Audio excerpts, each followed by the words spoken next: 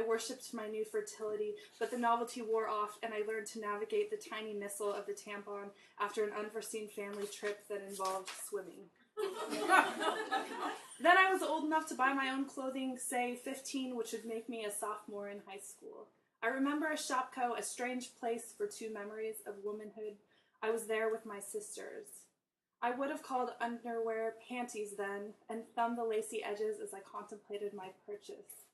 Yet the very thought of selecting the thong I wanted made me blush a deep red, and so I planned a strategic trip through the checkout that would prevent my immediate family from seeing my selection. This, of course, before the rise of the self-checkout, an unwed woman buying a pregnancy test best friend. Soon I came to be in my early 20s, a still delicate creature, a fragile mortal attempting sexuality in a dignified world. Feel kindly in your heart toward me. I had no address that would grant me the simple kindness that is online shopping, and so entered a store called The Pleasure Boutique. What is there to say except that I wanted a plastic penis, and the walls here were lined with them, purple and pink and green, balls or none. When I made my selection, a graceful fuchsia number with a butterfly and little raised hearts, the girl at the register commended my choice and talked me into a bottle of cleaner.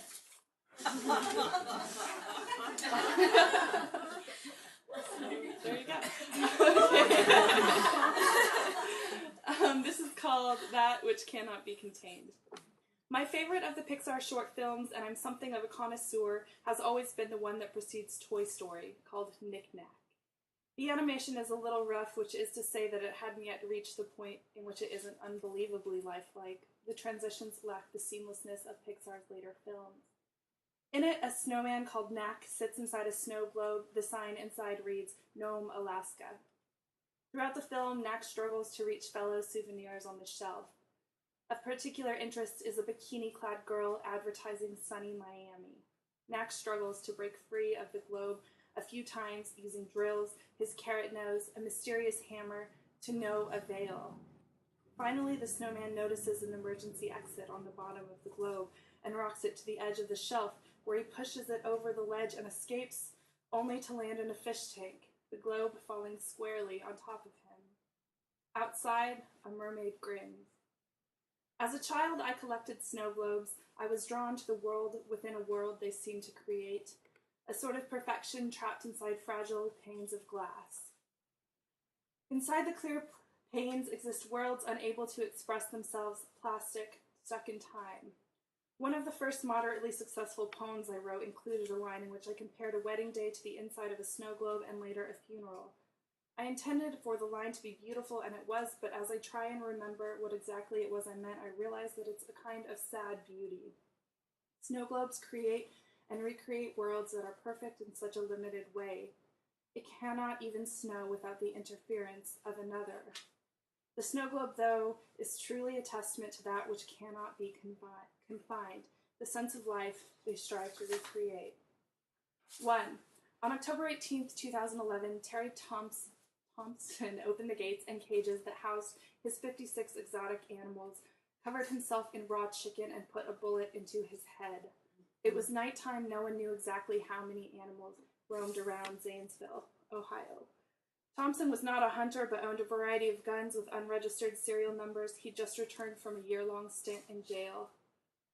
Thompson used the guns to barter for wild animals, including monkeys, lions, tigers, bears, mountain lions, leopards, wolves.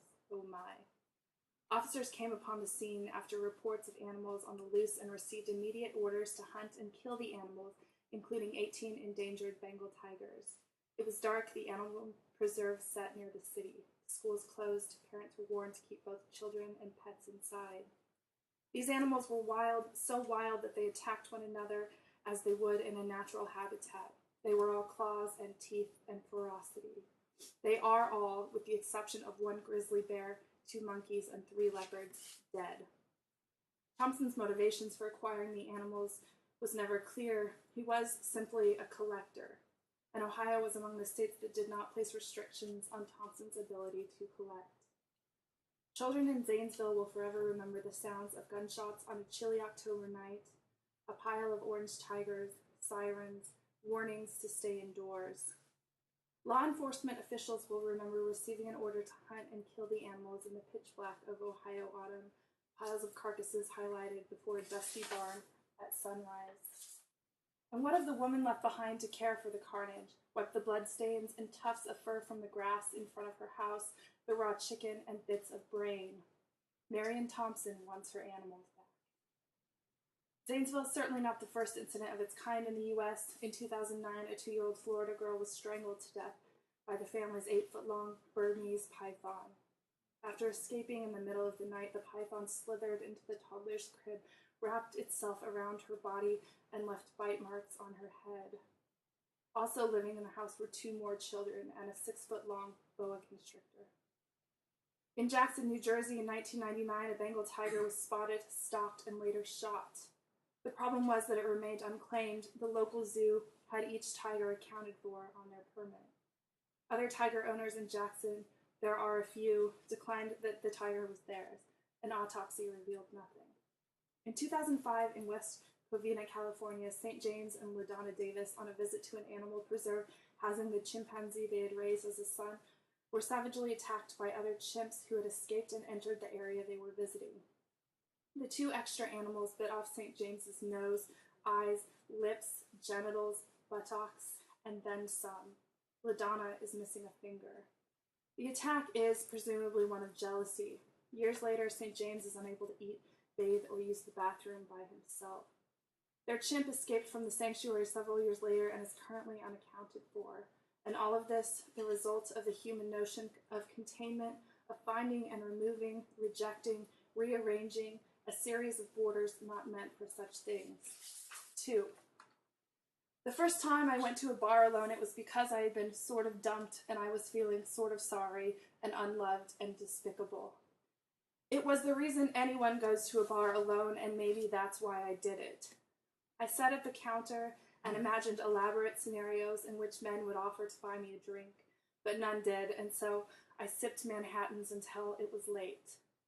On the way home, I stumbled off the curb and twisted my ankle so that it became swollen and reminded me for a week of my loneliness.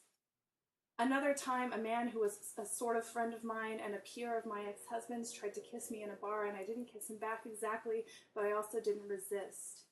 The night my ex and I decided to split was the result of my lack of affection in a bar, too. Then, after our divorce, someone who must have seen me almost sort of kiss occur told my ex-husband, and now he says he can't trust any part of our marriage or relationship, which lasted 8 years. Once, my sister's boyfriend went to the bathroom in this bar downtown. It was my sister's birthday, and he smoked a lot of pot. We had to leave quickly because I'm always afraid of getting arrested, and I thought there was at least a decent chance that it could happen tonight. They broke up a few nights later. Maybe bars are prisons in all their forms. 3. If I felt confined in my marriage, it's fair to say that I felt just as confined in my divorce. I was, at the time, 25 and a fairly recent college graduate who was moving back to Boise, Idaho to complete a series of hasty divorce proceedings. I was a do-good AmeriCorps member, a freelance writer, and broke off my ass. I kissed girls in alleyways and boys in bars.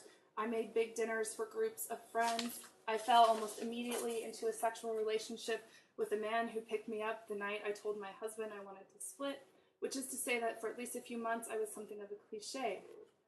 I was a cliché too in the courthouse, where I went on my own to file for divorce, update paperwork, and pay fines, it being the kind of thing you can't ask the man you're sleeping with to accompany you to do.